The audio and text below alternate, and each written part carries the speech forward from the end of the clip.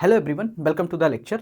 आई hope आप सभी बहुत अच्छे होंगे। आज हम आपके सामने रैपिड रिवीजन सीरीज में जो डिस्कस करेंगे वो है इंपॉर्टेंट नेम रिएक्शन, जो जीपैट के लिए बहुत ज़्यादा इंपॉर्टेंट है। मैंने इसमें आपके सामने वही रिएक्शनें रखी हुई हैं जो बहुत ज़्यादा इंपॉर्टेंट हैं, जिनसे बहुत बार क्वेश्चन पूछे गए हैं अलग अलग टाइम पे। किस तरीके की रिडक्शन रिएक्शन, किस में कौन सा रीजेंट यूज़ हो रहा है, उस तरीके के क्वेश्चंस आपसे ऑर्गेनिक केमिस्ट्री के जो इंपॉर्टेंट नेम रिएक्शन है उनसे पूछे जाते हैं। तो चलिए स्टूडेंट्स, हम इस लेक्चर को आगे बढ़ाते हैं और एक एक चीज़ को प्रॉपर तरीके से समझते हैं। चलिए सबसे पहले आप देखिए, जो आज हम आपके सामने डिस्कस करेंगे वो क्या है। जीपैट 2026 के लिए इंपॉर्टेंट चीज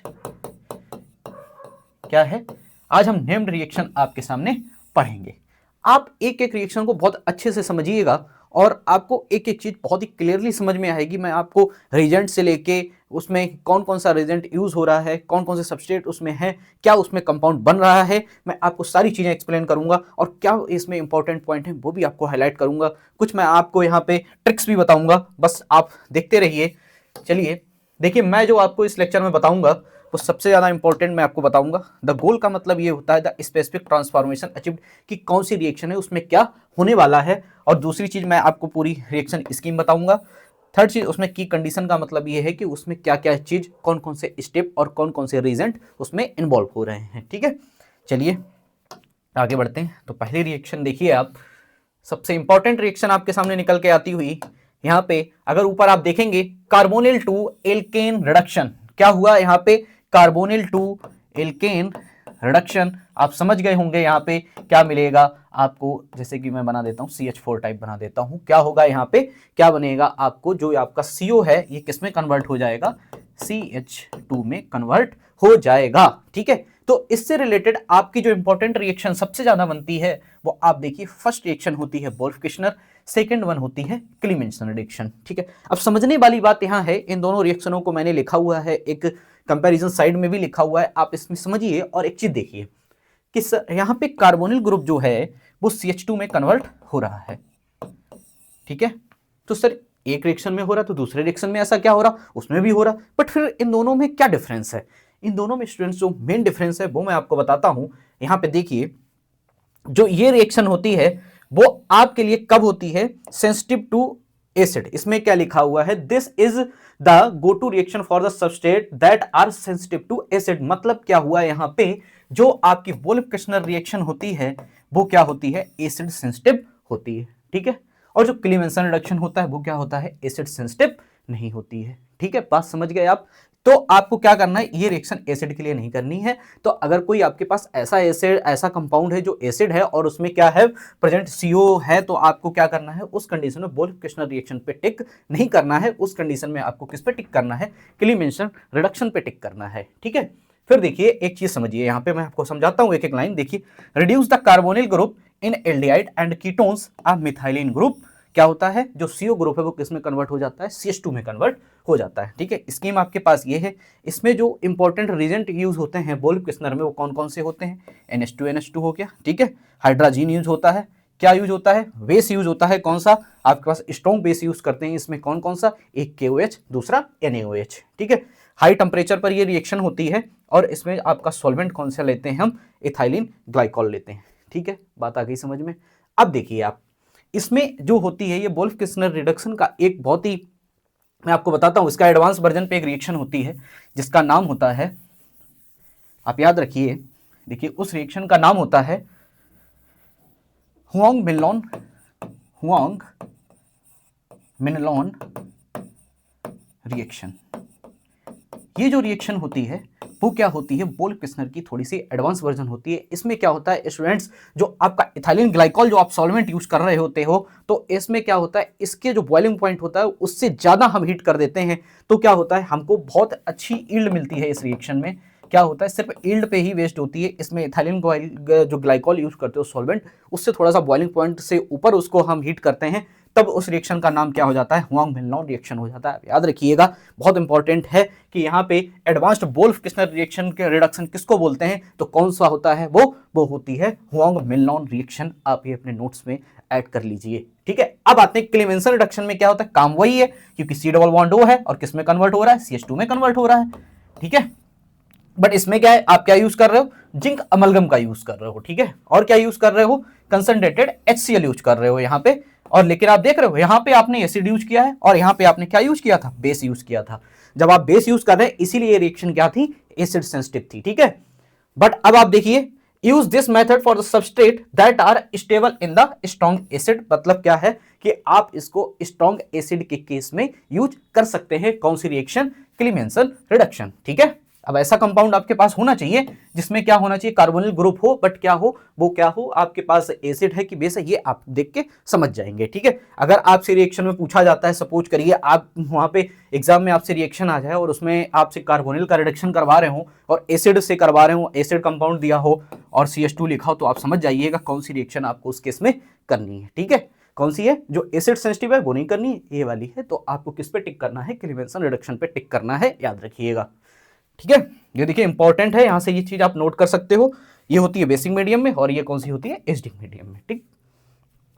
चलिए आगे दूसरी रिएक्शन को समझते हैं।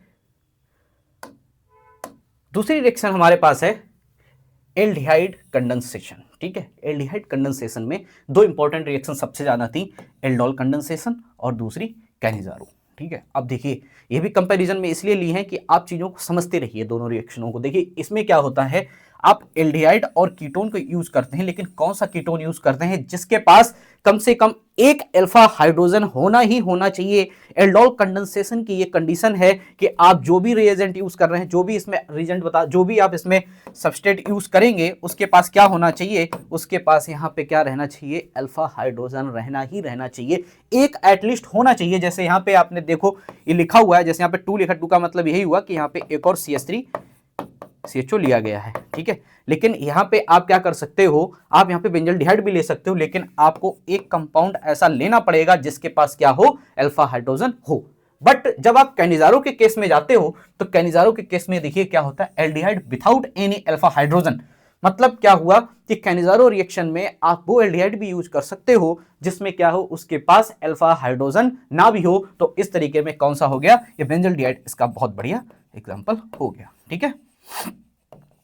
समझ गए आप, समझ गए, ठीक है। अब इसको आगे बढ़ते हैं, अब समझते हैं किसको, सबसे पहले एल्डोल कंडेंसेशन को थोड़ा सा समझते हैं। देखिए इसमें क्या होता है, इसमें जो बनता है आपका कंपाउंड वो बनता है बीटा हाइड्रोक्सी एल्डिहाइड, या उसी को हम बोलते हैं बीटा हाइड्रोक्सी कीटोन, ठीक है। किससे होता है, कपलिंग होती है, किसकी, कार्बोनिल कंपाउंड्स की इसमें कपलिंग होती है। स्टूडेंट्स अगर आप एल्डोल कंडेंसेशन का मेरे साथ में रिवीजन कर रहे हैं तो आप जान लीजिए कि जो एल्डोल कंडेंसेशन की जो मैकेनिज्म होती है वो E1CB बेस्ड होती है। इसको हम क्या बोलते हैं, E1CB बोलते हैं, कंजुगेटेड बेस रिएक्शन होती है।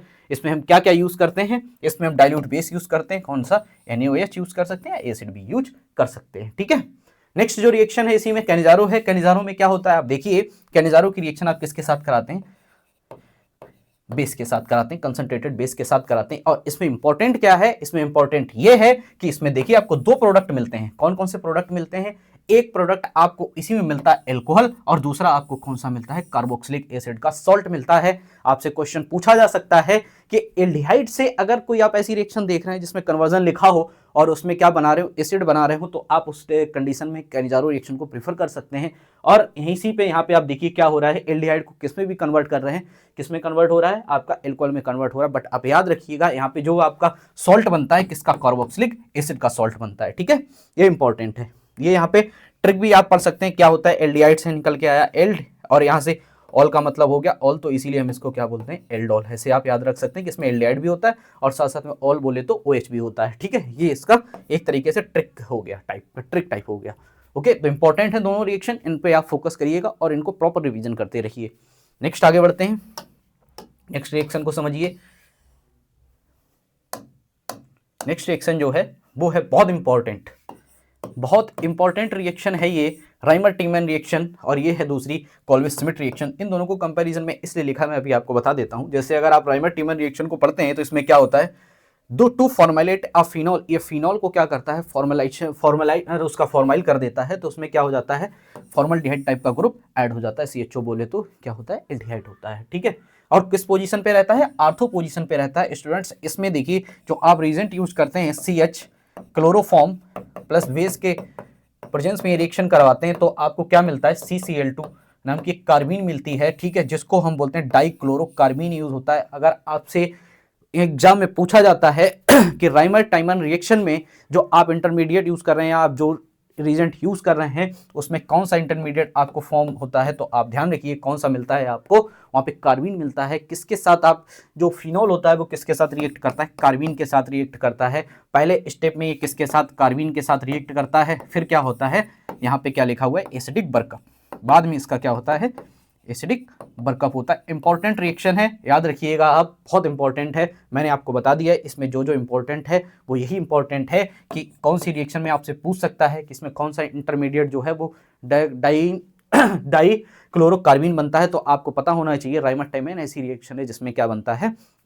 क्या बनता है, जिसमें डाइक्लोरोकार्बीन जो है आपका इंटरमीडिएट बनता है। ठीक है, अब चलिए उसके बाद कोल्वे श्मिट रिएक्शन की बात कर लेते हैं। कोल्वे श्मिट रिएक्शन में क्या होता है, देखिए अगर आपको क्या करना है, फिनॉल से, देखिए इसने फिनॉल को कन्वर्ट किया किस में, CHO में, बट कोल्वे श्मिट रिएक्शन जो होती है वो आपकी किस में कन्वर्ट हो जाती है स्टूडेंट्स, देखिए वो आपकी यहाँ पे कार्बोक्सिलिक एसिड के फॉर्म में चेंज हो जाती है, उसमें COH ग्रुप जुड़ जाता है। सीधी सी बात है, इसमें क्या होते हैं, देखिए आप बेस यूज होता है, CO2 भी यूज होती है, और बाद में इसमें क्या करते हैं, एसिडिक बर्कअप करते हैं।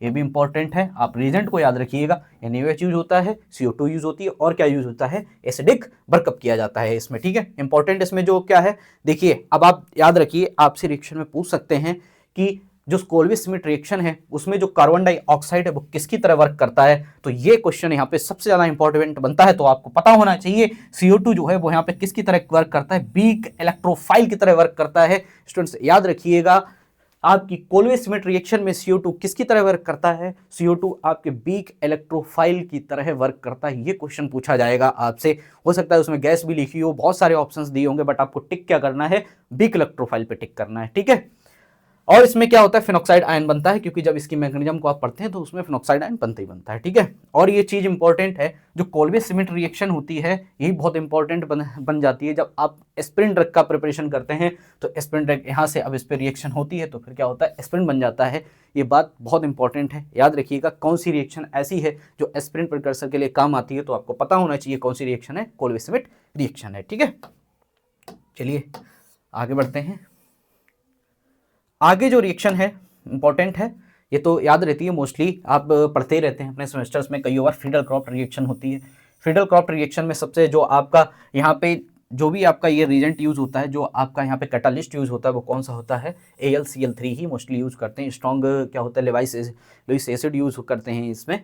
और देखिए फ्रीडल क्रॉफ्ट एल्काइलेशन में क्या होता है, फ्रीडल क्रॉफ्ट एसाइलेशन में हो गया। दोनों इंपॉर्टेंट है, आप समझ गए होंगे, ये बहुत आप समझ जाते हैं, एक में CH3 लगता है और एक में COCH3 लगता है, ये बात आपको पता रहती है।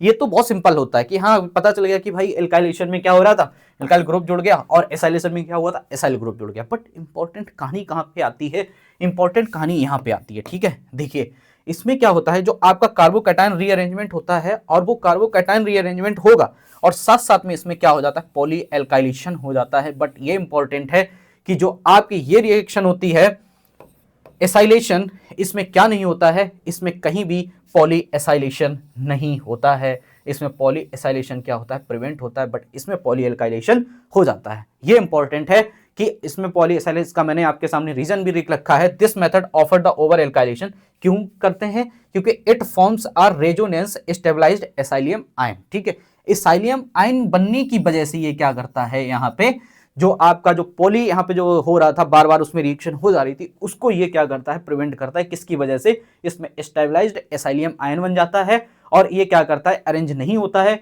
और the product is a ketone deactivate the ring and prevent क्या करता है, पॉली एसाइलेशन। ठीक है, बात आप समझ गए होंगे।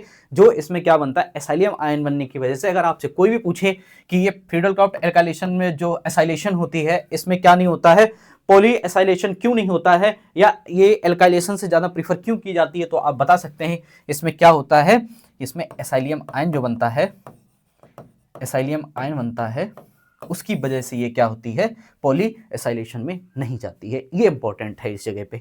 ठीक है, चलिए, और इस जगह पे CH3COCl की जगह पे आप क्या यूज कर सकते हैं, एनहाइड्राइड भी यूज कर सकते हैं, बट एनहाइड्राइड जो होता है बहुत ज़्यादा एक्सप्लोसिव रहता है, इस वजह से ये मार्केट में नहीं मिलता है। तो आप RCOCl के साथ ही, एसाइल क्लोराइड के साथ ही आप रिएक्शन करा सकते हैं। ठीक है, आगे आइए। हाफमैन ब्रोमोएमाइड रिएक्शन, ये तो ऐसी रिएक्शन है स्टूडेंट्स, ये क्या करता है, सीधा गायब कर देता है। जैसे सपोज करिए आपके पास CO ग्रुप है ना, जैसे मान लो मैं आपको बता देता हूं RCONH2, ये क्या करेगा, सीधा CO गायब ही कर देगा कार्बन को। कार्बन की जो आपकी चेन होती है उसको क्या कर देगा, कम कर देगा। तो कौन सी रिएक्शन होती है ये, हाफमैन ब्रोमोएमाइड रिएक्शन होती है। ठीक है, इसी वजह से यहाँ पे देखिए जो एमाइड का ग्रुप रहता है वो सीधा सा कन्वर्ट, यहाँ पे आप इसमें थोड़ा सा कंफ्यूज मत होइएगा क्योंकि यहाँ पे एक और एक्स्ट्रा था वो हटा, तभी ये पूरा का पूरा ही यहाँ से हट गया, इस वजह से ये सिर्फ इतना लिखा हुआ है। ठीक है, ये इस वजह से ये रिएक्शन है। इसकी सिंपल रिएक्शन आप ऐसे भी समझ सकते हैं, RCONH2, और इसकी रिएक्शन आप करा देंगे अगर Br2NaOH के साथ, तो क्या बनेगा आपका कंपाउंड RNH2, क्या बनेगी ये, सिंपल एमीन। ठीक है, डिग्रेडेशन रिएक्शन भी इसको बोलते हैं, डिग्रेडेशन ही तो बोलेंगे क्योंकि इसमें क्या हो रहा है, यहाँ पे क्या हट जा रहा है, CO हट जा रहा है। और इसमें एक इंपॉर्टेंट चीज होती है जो सबसे ज्यादा, वो इसमें होता है कि स्टूडेंट्स इसमें जो इंटरमीडिएट बनता है उसका नाम क्या होता है, आइसोसाइनेट। ये बात आप याद रखना, इसमें ये सबसे ज्यादा इंपॉर्टेंट है कि इसमें कौन सा इंटरमीडिएट बनता है, इसमें इंटरमीडिएट जो बनता है वो आपका आइसोसाइनेट होता है। ठीक है, चलिए आगे बढ़ते हैं। ये देखिए बहुत इंपॉर्टेंट है, ये कैसी रिएक्शन है, देखिए आप स्टार्ट करोगे कहां से, एरोमेटिक से स्टार्ट कर रहे हो और पहुंच किस में गए आप, एलिफैटिक में। ये बहुत अच्छी रिएक्शन है, एरोमेटिक से आपको किस में पहुंचा देती है, एलिफैटिक में पहुंचा देती है। इसका नाम होता है गैब्रियल थैलेमाइड के साथ रिएक्शन होती है। इसमें क्या रहता है स्टूडेंट्स, देखिए ये थैलामाइड होता है जो आपका किससे, बेस से रिएक्ट करता है और पोटेशियम थैलामाइड साल्ट बनाता है। उसके बाद इसकी आप क्लोराइड के साथ रिएक्शन कराते हैं, SN2 रिएक्शन रहती है, SN1 SN2 reaction, E1 CB। मैं आपको अगले लेक्चर में सारी चीजें कंफर्म करा दूंगा। उसके बाद इसमें क्या बनता है, एल्काइल थैलामाइड बनता है। उसके बाद इसकी रिएक्शन कराई जाती है हाइड्राजीन के साथ, कराते हैं NH2NH2 के साथ, तो क्या होता है, ये RNH2 इसके साथ निकल जाता है और यहाँ पे क्या बनता है, हमें जो मिलती है वो प्राइमरी एमीन, सिंपल एमीन बनती है। ठीक है, ये इंपॉर्टेंट रिएक्शन है, पूछ सकते हैं डायरेक्ट आपसे, ये क्वेश्चन पूछा जा सकता है, गैब्रियल थैलामाइड रिएक्शन जो होती है उसमें कौन सा आपका कंपाउंड बनता है, तो आपको पता होना चाहिए उसमें क्या बनता है, एमीन बनता है। ठीक है, और इसमें सबसे ज़्यादा इंपॉर्टेंट यही है। और इसमें आप एक दो रीजेंट, आप रीजेंट क्या है, एक ही दो तो यूज़ हो रहे हैं इसमें, एक आपका बेस यूज़ हो रहा है, दूसरा यहाँ पे आपका RX यूज़ हो रहा है, RX या RCl जो भी आपका यूज़ कर सकते हैं, कोई दिक्कत नहीं है, हाइड्राजीन और यूज़ हो रही है। बस ये चीज़, तीन चीज़ें आपको याद रखनी है, सारी रिएक्शनें आपकी होती चली जाएंगी। सॉल्ट है अनस्टेबल, ये तो कन्वर्ट होना ही है बाद में। ठीक है, चलिए अब आगे बढ़ते हैं।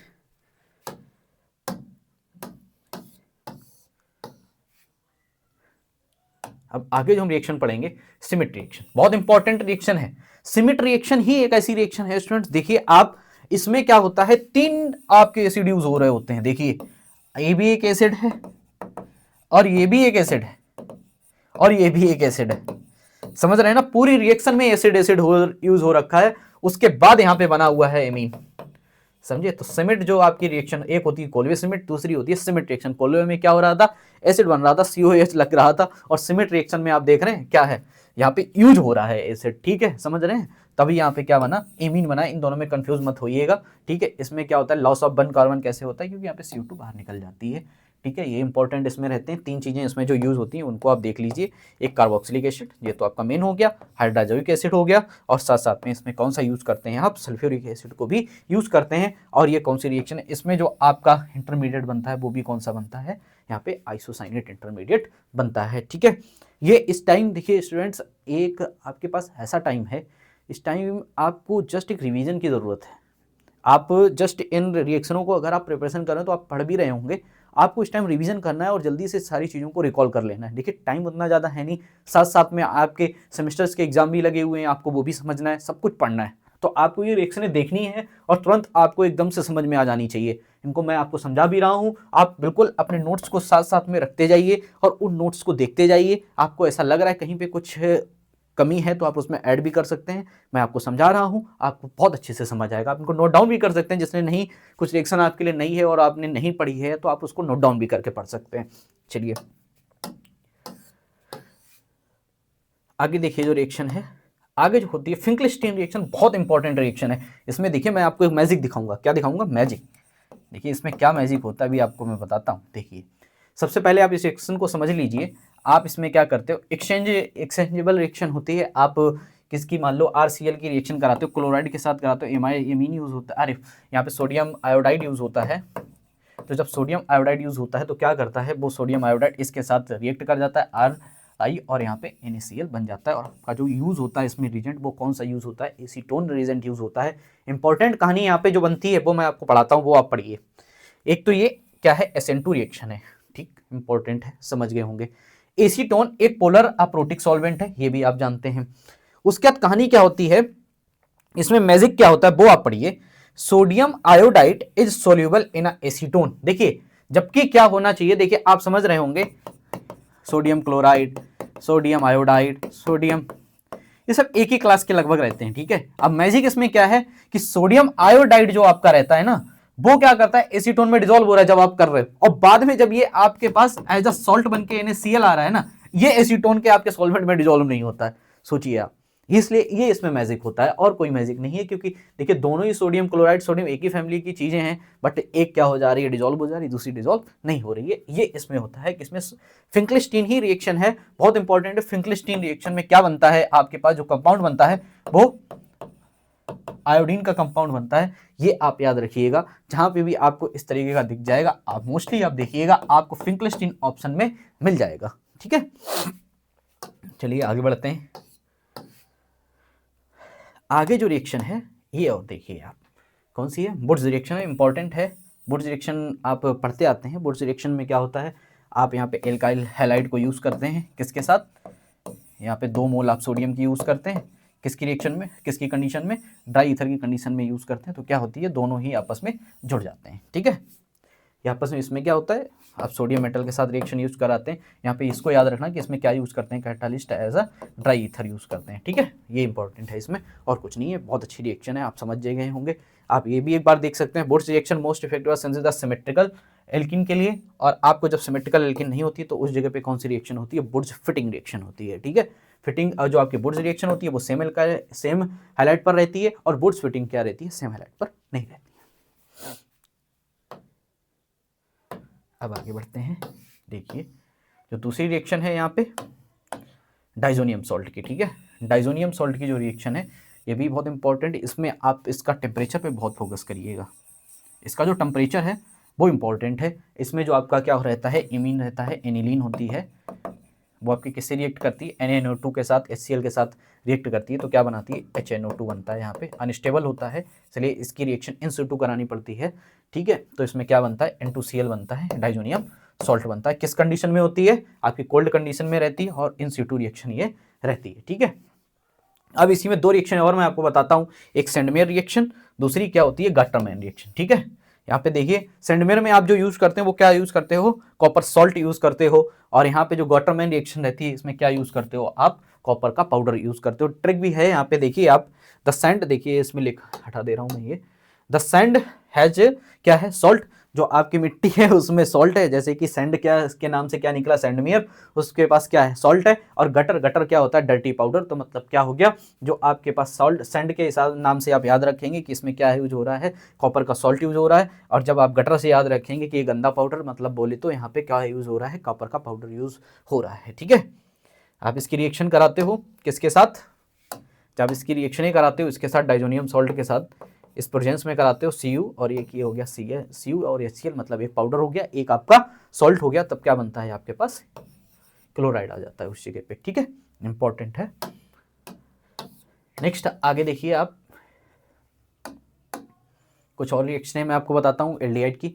जैसे कि देखिए यहाँ पे एक स्टीफन रिएक्शन होती है, ठीक है, एक स्टीफन रिएक्शन है। स्टीफन रिएक्शन क्या होती है आपकी, ये देखिए ये इंटरमीडिएट स्टेप यहाँ पे लिखा हुआ है, और यहाँ पे देखिए क्या बनता है, RCHO बन के आता है, ठीक है।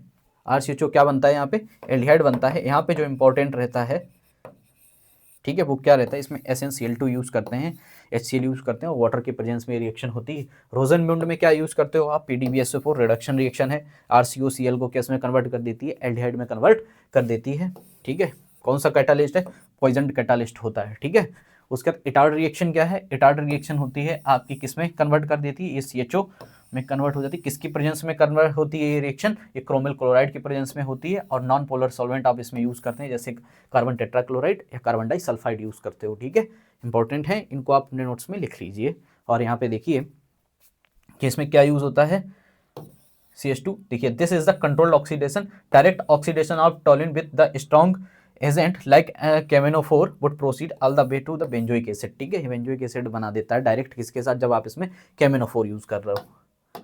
अब आगे बढ़ते हैं, देखिए विलियमसन सिंथेसिस होती है। विलियमसन सिंथेसिस आप किसके लिए होती है, ईथर के बनाने के लिए यूज होती है। इसमें आप देखिए फर्स्ट स्टेप क्या है, आप ROH किसके साथ, एल्कोहल कैसे की रिएक्शन करा रहे हो, ठीक है, और इसमें सोडियम हाइड्राइड के साथ रिएक्शन कराते हो, क्या बन जाता है, ऑक्साइड बन जाता है, एल्कोक्साइड। और एल्कोक्साइड जब आपका किससे रिएक्ट करेगा, यहाँ पे आपके किससे, RCl ले लो, RBr ले लो, ठीक है, तब क्या बना देगा, आपको ROR बना देगा, जिसको हम क्या बोलते हैं, ईथर बोलते हैं। ईथर सिंथेसिस की बहुत इंपॉर्टेंट रिएक्शन होती है, जिसको हम क्या बोलते हैं, विलियमसन सिंथेसिस बोलते हैं, ठीक है। ये इसमें इतनी चीज़ इंपॉर्टेंट थी। उसके बाद किससे ये प्रोसीड होती है, SN2 रिएक्शन से प्रोसीड होती है, यील्ड इसकी अच्छी होती है। चलिए आगे देखते हैं। आगे बस ये क्लास यहीं पे ख़त्म होती हुई। स्टूडेंट्स कुछ और रिएक्शनें हैं जो मैं आपको क्या करूँगा अगली क्लास में, अभी कुछ रिएक्शनें और बताऊँगा मैं आपको इंपॉर्टेंट, क्योंकि एक क्लास में सारी नहीं हो पाई हैं, अभी कुछ और भी इंपॉर्टेंट रिएक्शंस हैं जो आपसे GPAT में पूछी जा सकती हैं। Thank you students, I hope आपको लेक्चर पसंद आया होगा। Thank you.